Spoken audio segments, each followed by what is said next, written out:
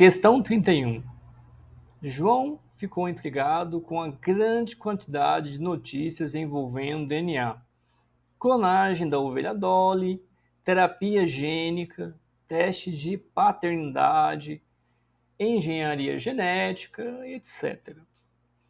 Para conseguir entender as notícias, estudou a estrutura da molécula de DNA e seu funcionamento e analisou os dados do quadro a seguir. Temos esse quadro aqui. Pergunta: o que é DNA? DNA ele é um ácido desoxirribonucleico e esse ácido ele fornece as informações genéticas de um indivíduo ou animal.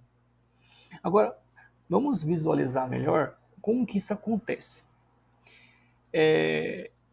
De maneira simplificada, temos uma célula hipotética, uma célula qualquer, e essa célula é formada por uma membrana plasmática, que é a parte externa, que delimita os limites da célula.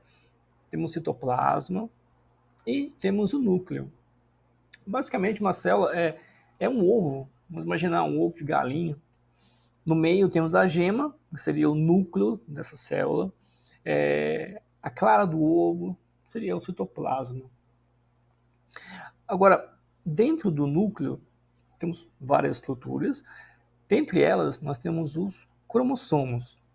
Então, vamos observar.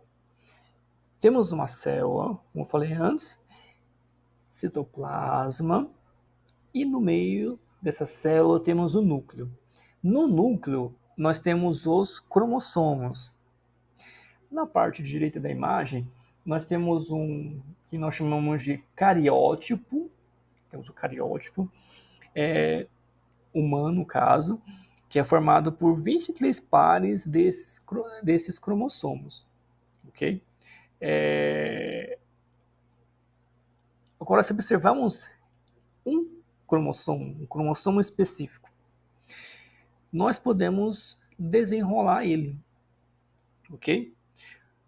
Imagina, novamente, temos uma célula, temos um núcleo, no núcleo temos os cromossomos, temos a parte do meio da imagem o cromossomo. Se pegarmos uma pontinha desse cromossomo, vamos imaginar, e puxarmos ele, ele vai se desenrolar, porque está organizado de forma espiralada, ok? E quando puxamos esse fio que vai ser resultado desse desenrolar que eu falei, nós vamos ver o DNA, que é essa dupla camada espiralada que constitui o DNA.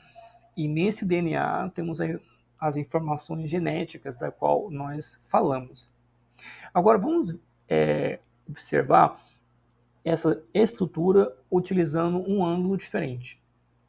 Novamente, temos uma célula qualquer, na parte do meio temos o núcleo dessa célula, pegamos nesse núcleo da célula um dos cromossomos, tem vários cromossomos na célula, pegamos um deles e pegamos a pontinha dele e vamos puxar esse fio, como se fosse um crochê. Ele vai se desenrolar e essa linha, no caso, é uma linha dupla, é uma cadeia espiralada dupla, que vai formar essa imagem da qual temos aqui. Lembrando, esse é um esquema simplificado. Agora, um ponto importante dessa cadeia dupla da qual o DNA ele é formado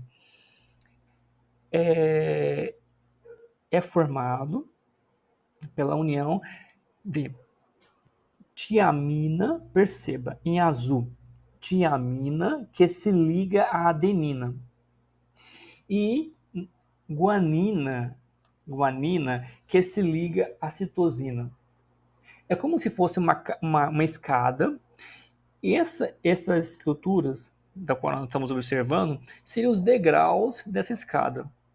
Só que guanina se liga à citosina e tiamina se liga à adenina em relação ao DNA. Guarde na memória essa informação. Tiamina se liga à adenina e guanina se liga à citosina. Agora vamos voltar à questão. Então, temos o texto que nós lemos previamente. Nessa estrutura 1, nós temos esquematizado essa cadeia dupla de DNA da qual nós falamos. Então, vamos destacar ela. Lembrando, observe, A em cima, embaixo temos o T. Por quê? Porque a adenina se ligou à tiamina. Seguindo, tiamina se ligou à adenina. Prosseguindo, esse C, que é citosina, está ligado à guanina, que é o G. De novo, citosina ligada à guanina e assim sucessivamente. Então, esse está esquematizado, essa cadeia de DNA.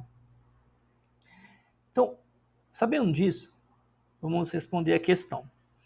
Analisando-se o DNA de um animal, detectou-se que 40% de suas bases nitrogenadas eram constituídas por DNA.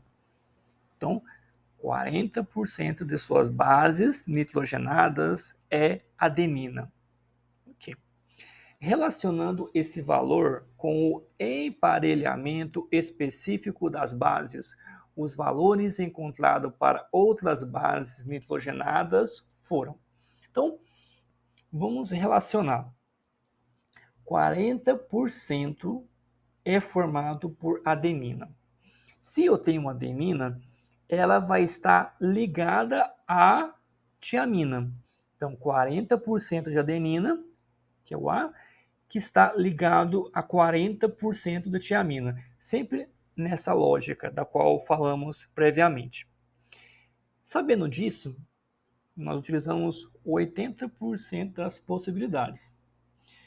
Os 20% restantes, nós vamos utilizar em citosina e guanina, de forma que vai estar ligado citosina a guanina para formar essas ligações do DNA, no caso, dessa cadeia espiralada da qual explicamos. Se é 20%, metade para um, metade para outro. Então, fica 10% para a citosina e 10% para a guanina, ok? Então, nas opções que nós temos a letra D, de forma que fica 40% de adenina, que está ligado a 40% de tiamina, 10% de citosina, que está ligado a 10% de guanina, ok? Então, essa é a questão de hoje. Fiquem bem e até o próximo vídeo.